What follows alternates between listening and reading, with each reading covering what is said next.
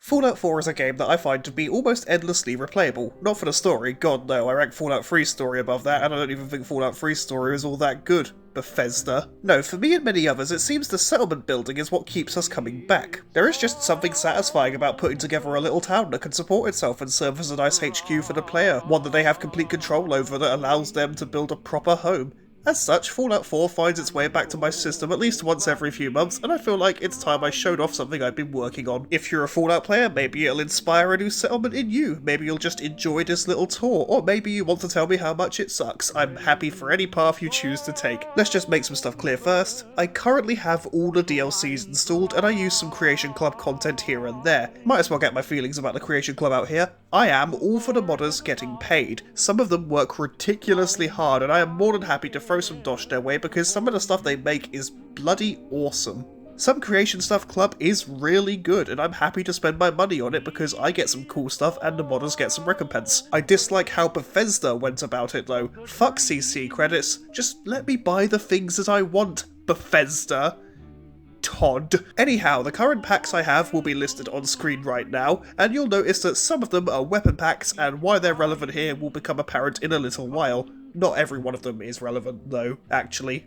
So, have fun with that. Now, we'll be using Starlight Drive-In as our settlement site since it's by far the easiest to work with in the base game and probably has the best terrain. It was a lengthy process this build, made lengthier by the fact that I forgot to get the local leader perks for quite a long time, so I couldn't establish stores or any sort of crafting stations, but to be fair, that was easily worked around, as I wanted to ensure I had housing and food production covered before I did anything else. I won't say how many trips into the wasteland it took to acquire the parts and the caps, but, well, I'll tell you at the end how long this playthrough has been going for. By far the most irritating part of putting this together was actually waiting for the folks to arrive. I often find that to be the worst part of building a settlement. Depending on how complex you build the town, actually finding the dickhead can be a massive pain in the butt, because whilst the Vault population computer that was added by the Vault Tech DLC can assign jobs for people without you needing to physically find them, it doesn't work for other jobs. Ironically, it doesn't let you assign people to the barbershop or facial surgery chair, you know, two of the things that the Vault Workshop pack introduced to begin with. Fucking Bethesda. Anyhow, I've rambled long enough, let's get on with the tour.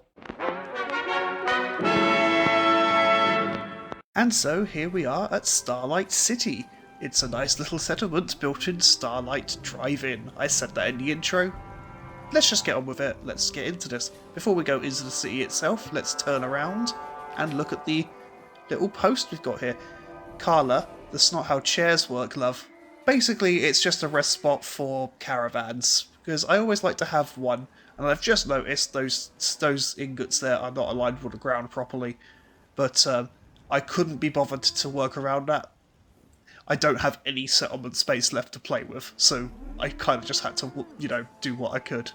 Anyway, let's go into the city proper. As you can see, I've got a Vault Girl and a Vault Boy statue outside, plenty of turrets, and a big old wall. We'll look at the wall first. I think that's the most...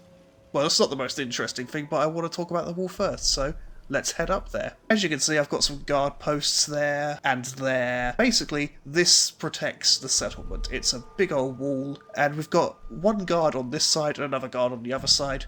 Let's have a look at the guard. Let's go say hello to them, because I want to show you them. Usually I try to deck them out in army paint job stuff, just because I think it looks good. And, yeah, I think that's a solid enough look. I was going to wait until I got sturdy bits, but I think this is fine. And if we can wait for him to swap guard positions, he'll show you his weapon. There we go. He's got a submachine gun, which I called the Tommy gun, because, well, it's basically a Tommy gun, isn't it? Look at him go. The only downside is it's clipping through his armour a bit, but, you know, it's not unworkable. And as we go to the other side, we can see our other guard, who's got a shotgun, and also the army stuff, but a hat instead of a helmet, because differentiating. As you can see, I gave them both a backpack, because I like the look of the backpack. It's the main reason I install it.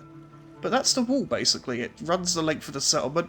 It's made out of the foundations from the warehouse set, because I get bored of wooden walls. I used to use the Wasteland Settlement Ambush kit, but, like, I just didn't want the junk walls this time. I wanted, like, proper walls. For our settlement's power needs, we've got 4, count them, 4 windmills, because they make the least amount of noise. And I like them aesthetically. I think they look interesting. Obviously the noise is immediately, like, brought back by the powered water pumps, which provides 20 pieces of water. Yeah, pieces of water, that's exactly what we call it. So it's a very well hydrated settlement. Just down the stairs from there, we've got our big farm with a bunch of different fruits and veggies available, and a lucky cow. Hello, lucky cow. Good talking with you. Since we're in the area, let's pop in on the hairdressing shop, because I can't have a settlement without a good hairdressers. I used the bricks in the coffees and donut pack to create the lower floor of this. I think it adds some character to the building. Also, these doors auto-close, and they are a godsend. We got 2 barbers in here, and kitty cat, because kitty cats are cute. I used some decorations, as you can see. I didn't want to go overboard with it, because it's supposed to just be a place of business where you get your hair cut. But hey, a potted plant, and this is where I keep my magazines, because you need something to read while you're waiting for your hair to be cut. Quite a good selection there. I wonder if one day we can restore TV to the Commonwealth. That would be a dream. Anyway, let's head out here.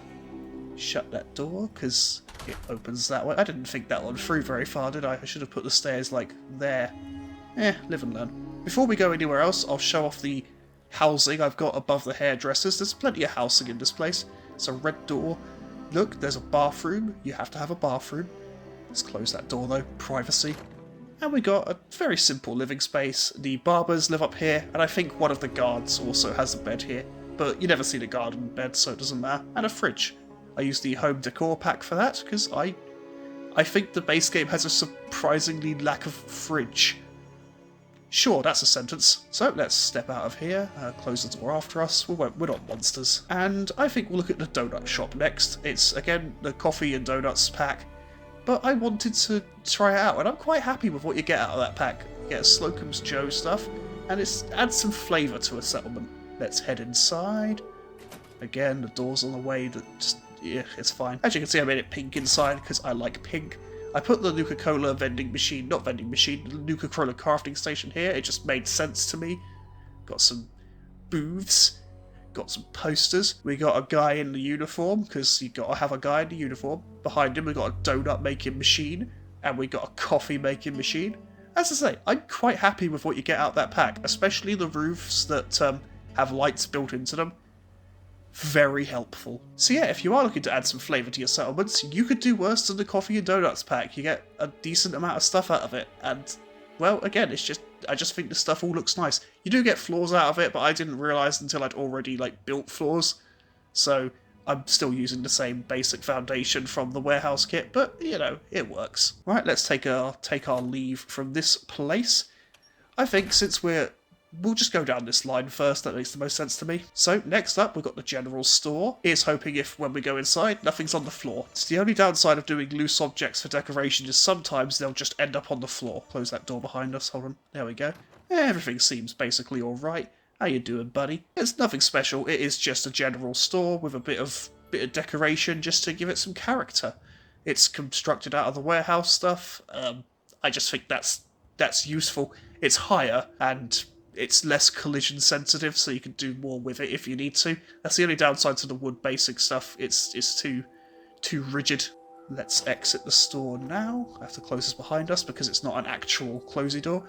And let's go to Cosmos Bar and Grill, a sign you can barely read in the sunlight. That's something I think the game needs, signs that you can put up more easily.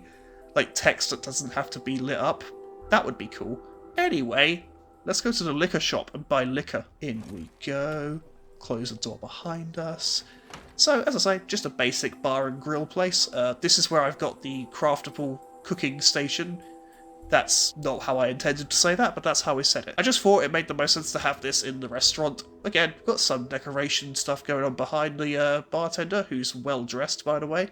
A nice fridge there, because that's where food comes from. And basically every one of my dining areas will have these booths, because sometimes settlers sit at them and eat food off of plates like adults. So yeah, and you've got a seat out there on the patio, which I tend to sit at during the creation stage, because sometimes you're just waiting for things to happen, like settlers to arrive, and you need a place for the mayor to sit and just enjoy their town. Now, I'm sure you've noticed that sign over there that says The Bunker.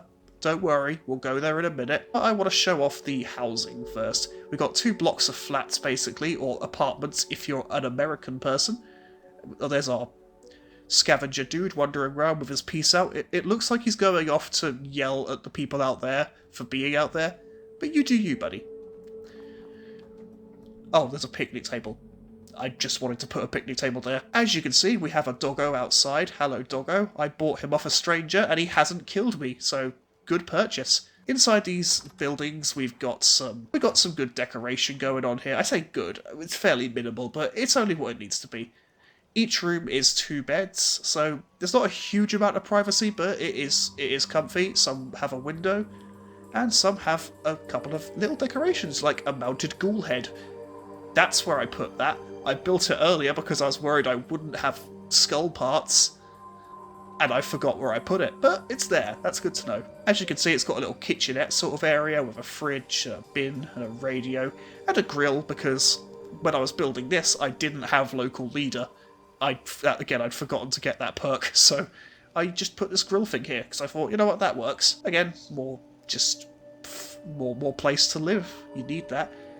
No smoking in here, by the way. Let's keep it nice for everyone. Let's go upstairs real quick. Again, there's just more living space up here, but I've tried to make it as reasonably comfortable as possible. I'm pretty sure the farmers sleep downstairs in this building, and a bunch of the shopkeepers are up here. And of course, you got a restroom with a bath. There's not really anything spectacular about that, it's just some basic Commonwealth homes are missing bathrooms, so I'm very proud to include them. The other block of flats is more of the same, really. Again, you've got your beds downstairs, you've got your kitchen and your radio, and rugs in all the rooms just to spice up things. I tried to keep it looking nice. Oh, this is where the other 2 guards sleep, I remember, because the locker's there. That's just another room. Again, restrooms. There we go, we've seen all we need to see on this bit. I notice the sun is starting to go down, so we better hurry along if we want people to actually be in the place of business. We're going to quickly pop over here to Apparel Alley. It's just a clothes shop, we don't need to go inside, we can see inside from here. There's a skelly boy poking out the thing over there. But yeah, it's just a clothes shop. Again though, I'm happy with it, it does what it needs to do. And we've also got some window displays. Next up, we're going to go up here, under the sign for drugs. That's where the doctors live, because doctors are where drugs come from. Well, actually, that's chemists, but yeah, who cares? There we go, see, it's Star Medical. We've got some posters outside from the Vault Workshop. If we go inside, it's just a basic clinic. The doctor and his buddy sleep in the room back there. I don't want to go too close to him, because I feel bad if I get close and then don't engage his services. And we don't need his services right now. But yeah, surgery chair, chemistry station, doctor. They both got pit boys, cause why not? Alright, I've teased you long enough. The bunker. It's basically my guns and armor shop. Step inside, close the door. And I'm quite happy with how this one came out. Look at all that.